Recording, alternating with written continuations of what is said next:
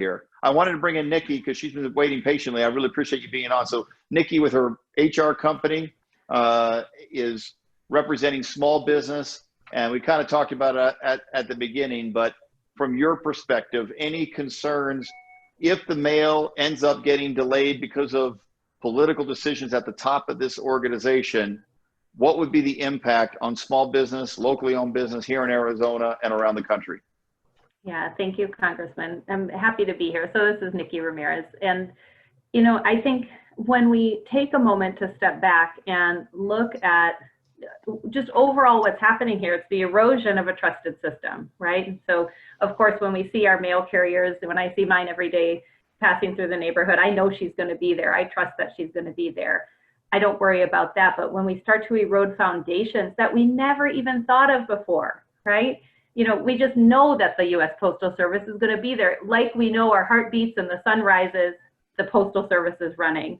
It's created this need for small business owners across Arizona to take a step back and look at the way that they're doing business and say, okay, I am doing business with the U.S. Postal Service, not only because it's economical, because it is the most economical way to get your parcels out. I recently co-authored a book. I send every piece out through U.S. mail. It would be cost prohibitive for me at the price I sell the book at to send it out any other way. And I trust the Postal Service to get it where it needs to go.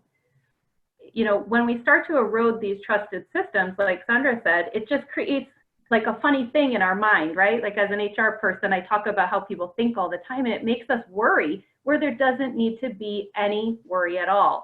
Small business owners are worrying that they'll have increased costs for getting their parcels out, whether it is a notification that you're eligible for COBRA benefits, or a final paycheck that goes to an employee that does not have direct deposit on their account. They've moved out of state. They need their final pay. We owe them that final pay. By law, we have a certain time to pay that final pay.